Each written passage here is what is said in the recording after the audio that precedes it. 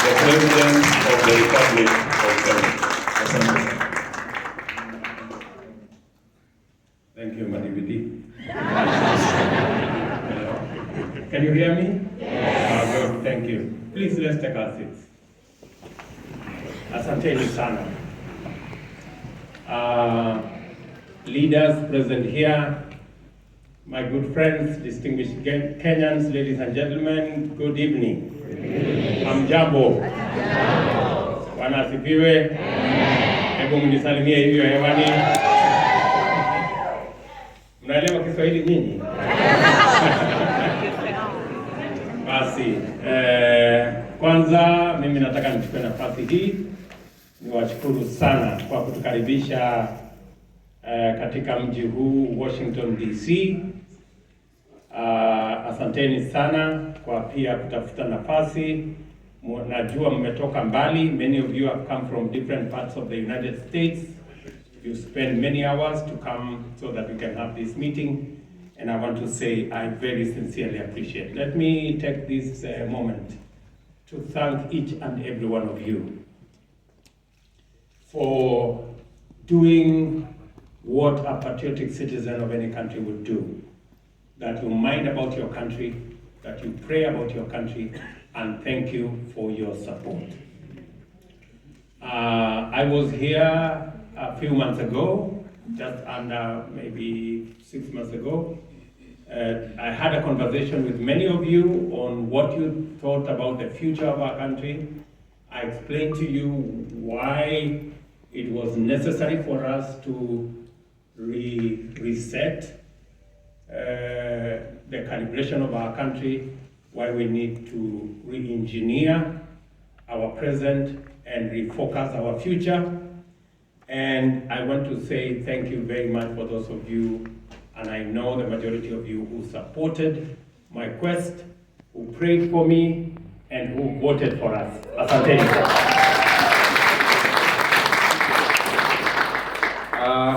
Let me also take this opportunity on behalf of Kenyans, all of them, seated here, elected from both sides of the divide. I want to say to all of you who are Kenyans, asanteni sana, thank you for giving us the opportunity to lead in our country. Whether we are on this side of the divide or on the other side of the divide, we are all leaders, and I want to appreciate that you participated in bringing this together. And let me say, this election, the election on the 9th of August was very special. Special in two ways, significantly. Number one is that this election was different. It was about issues. It was about an agenda and a program for the transformation of our country, and both sides of the political divide sold their program, their manifesto, their agenda to the people of Kenya. And the most significant thing that happened is that this year we voted and we extinguished the flames of ethnicity in our country.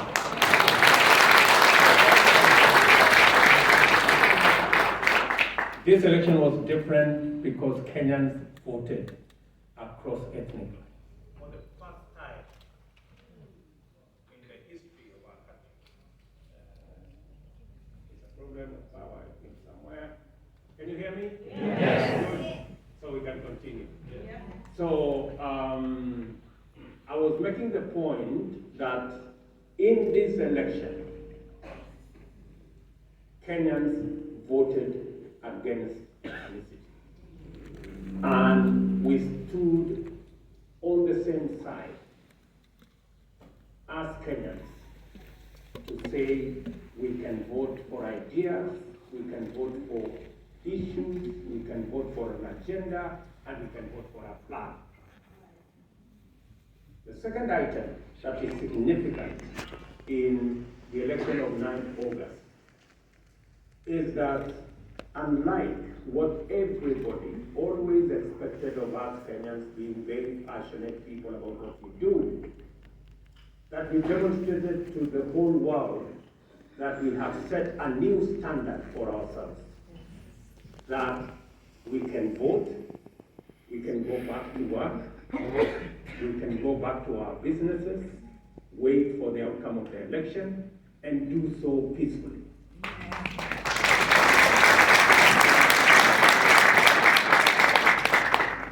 I am very proud of all you guys because you have set a new standard for our country.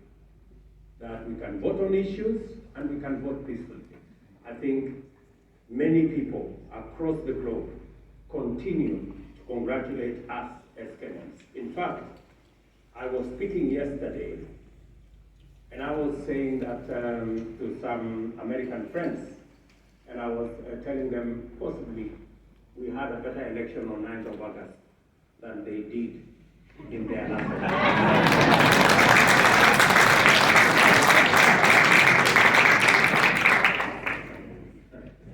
And they somehow agree. Right? We didn't have people invading Capitol Hill like that. Yeah. So again, I want to say congratulations to all of us as Kenyans. We have Kenyans have spoken loudly, especially to those of us who are leaders. Kenyans have spoken loudly that they do not want ethnicity in the equation of the business of their country, and they want to do their business in a peaceful manner, respecting everybody's view and what everybody believes in. And I think that's the new Kenya we all want to live in. And I want again to say congratulations to all. And because you've set a new standard for all of us, we have to up our game. And that is why you've listened to my good friends who've spoken before me. We are working round the clock to keep our commitment, to keep our pledge, so that we can make your country, our country, the country that we all are proud to call home. And I want to promise you and to make my commitment to you, even as far as you are thousands of miles away in the US, that we will make you proud in Kenya. We will do our best. We committed ourselves to sorting out the cost of living. I want to tell you we are on course in making sure that we sort out the cost of living. We committed to you that we will refashion, re-engineer, and rework our universal health coverage. Susan here, our Minister for Health, has her work cut out. She knows what she must do, and I want to promise you that we will deliver. And all the other things that we committed ourselves to way back at home, we will deliver. Let me just say a few things about the diaspora, because that is the constituency that I'm addressing myself to this afternoon. Alfred Mutua and his team at the Ministry of Foreign Affairs know what they must do, and they know what our irreducible minimum is. I did make a commitment to our diaspora community that we will have at the Ministry of Foreign Affairs a State Department dedicated to matters diaspora.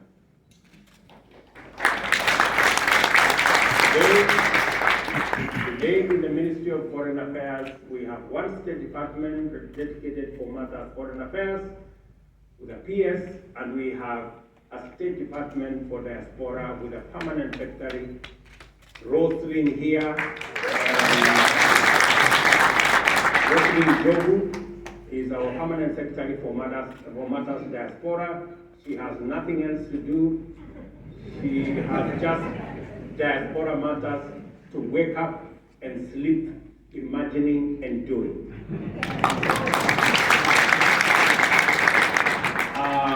And I have, she knows what my position is on matters diaspora, that it is true, diaspora cannot just be viewed in terms of remittance.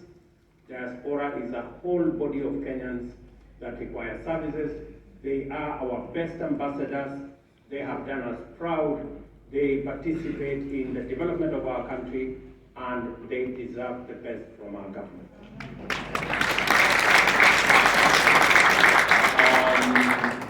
And in the delivery of what we believe diaspora should do, number one, we believe that since Kenya doesn't have gold and silver and oil to export, we have one commodity that is better than gold and silver and oil, and that is our human capital. Yes.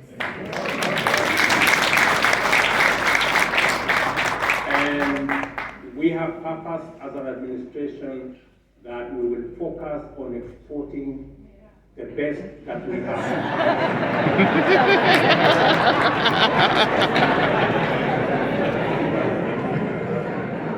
Exporting mira.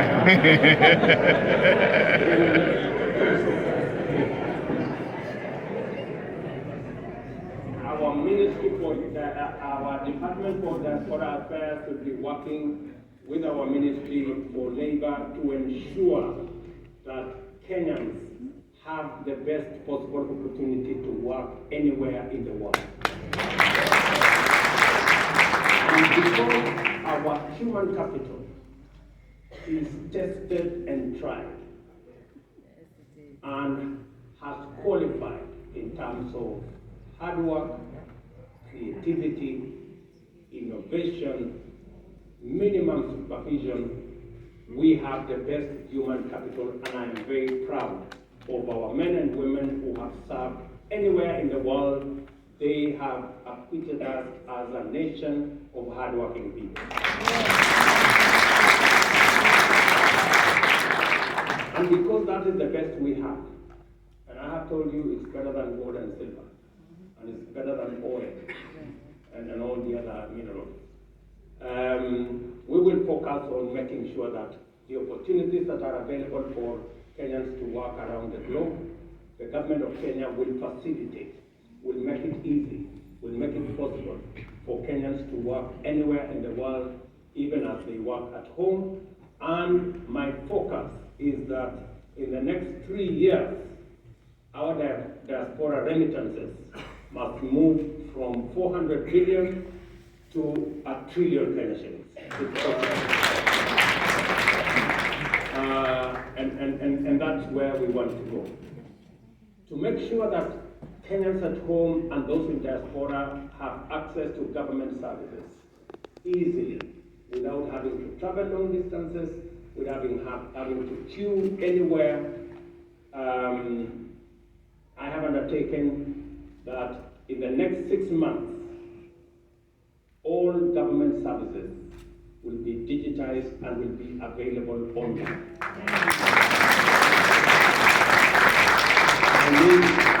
I mean all government services. At the moment, we have only 300 government services available online. But in the next 6 months, we will have onboarded 5,000 government services online and available on the digital platform, so that even when you are anywhere in the world, you can still access government services. And we have already agreed with all the stakeholders. We have put in place the necessary mechanism to ensure that that happens, and I mean in 6 months.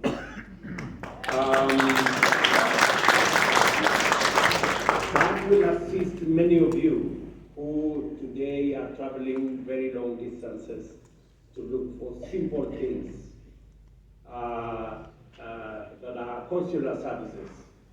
And I have told Mutua and my good sister Rosalie here that they must come up with a mechanism where you don't have to travel to come and look for your passport to Washington. If you're living in Minnesota, if you're living in North Carolina, if you're living anywhere in any part of the U.S., we should be able to get those services online, or they have to design a mechanism where even if biometrics are required, they should be available in your town. So that's and I know how that can be done, just in case Mutua, you need ideas on how to do that.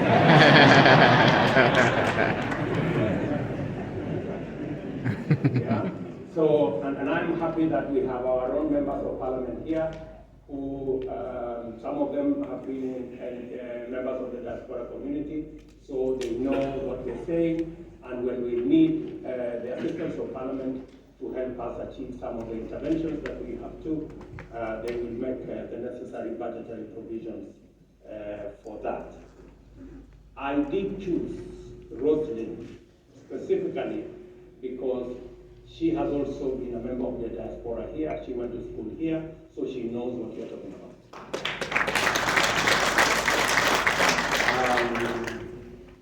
The third issue, as has been said by my good friends here, also is that we want to make it easier for you to invest at home.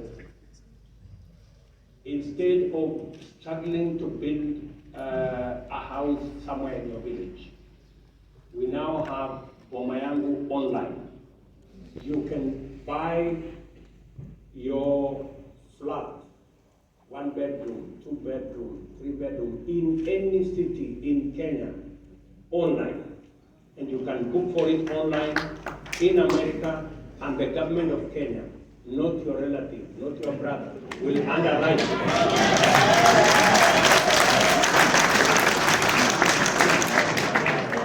The government of Kenya will make sure that when you buy that flat or that home online, the government of Kenya will undertake that you will find it, it will be there, and nobody will shortchange you. Right? And you will get it in one piece and with all the documentation done for you by our Ministry of Infrastructure, Department of Housing. So we realize that we need to support our diaspora community by making it easy for them to invest at home.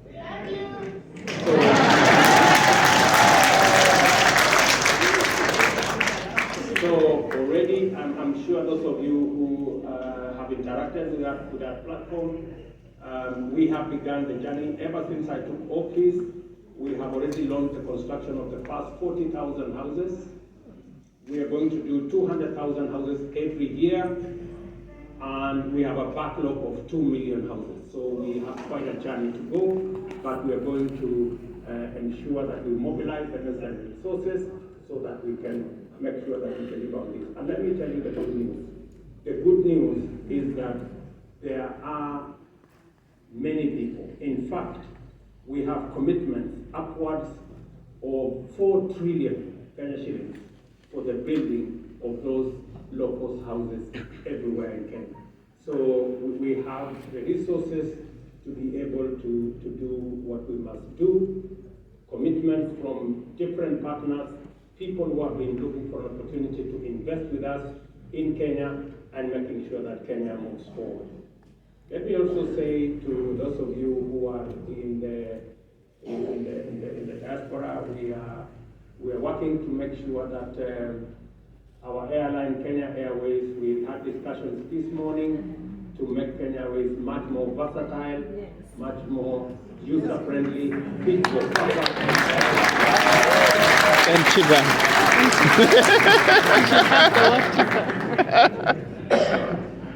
Fit for purpose so that it can do what it must do in our country, Kenya. Let me conclude because I can take 1 or 2 questions from you guys, but let me conclude by saying that I will get another moment to come here when we are not busy, when we are not part of another big organized forum like the one we are here, so that we can interact, I can listen to some of the issues that are of concern to you guys, and I can tell you the ideas that we have on what we need to do, and I can pick some of the ideas from you as well, so that we can get a hybrid of ideas from you and from back home and see how we can take our country to the next level. And finally, as members of the diaspora community, as you lean backwards to accommodate the many people at home, I am looking forward to working with you as ambassadors to assist the Ministry of Foreign Affairs, our diaspora department, in opportunities for our country. Opportunities, as you've heard our Prime Cabinet Secretary, Mr. Mdavadi, say, the US is now the largest trading partner with Kenya. And we need to look for opportunities for doing business, for investment, for export into the US and into other parts of the world. And you are our frontline soldiers. You are the people who will tell us where the opportunities are, even as we work with government agencies and other bodies that work with government. You should be able to give us the ideas of what you think we need to do.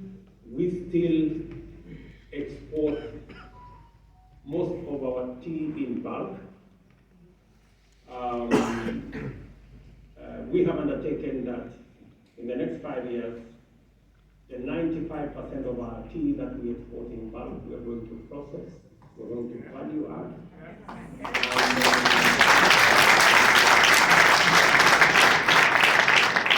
And we have absolutely no problem with others adding value to tea and processing tea, whether they call it English breakfast tea, or they call it whatever they want to call it. But what we are saying is, if they want to value add or process tea, they must grow their own tea.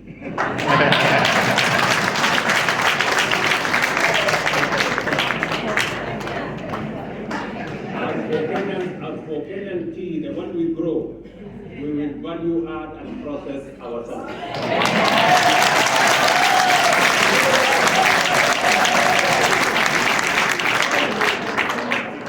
And I think it's a fair game. We're not forcing nobody to do nothing. We're just saying we must do what we must do. So let me say thank you very much, good people. I love you guys.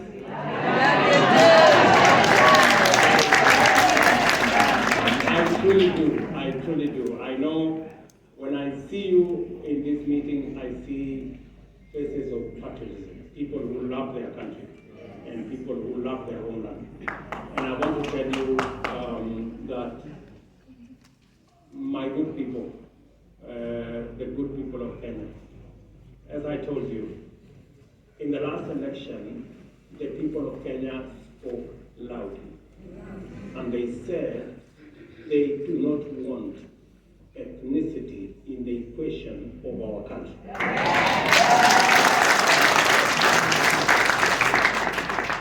Did you hear me? Yes. Let me repeat. For the avoidance of doubt, let me repeat. Good people. The people of Kenya, in their millions, are telling us, especially those of us who are leaders, that in the business of Kenya, they do not want ethnicity in the equation. We want to work together, we want to live together, we want to create synergy. It is the only way to the future, and it is the only way to success. And I want to promise you that I will work hard and I will work with all the people of Kenya to make sure that we build a better, a stronger society of Kenya. So, asanteni sana, I wish you well, and may the good Lord bless you, and please, look after our children. I have seen so many children in my meetings here. Make sure I was given flowers by two little girls. And they told me, we were born, brought up in America, but we are proudly Kenyan.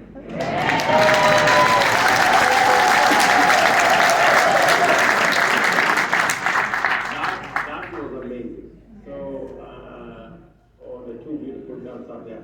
So they told me that, and I really felt they were saying something.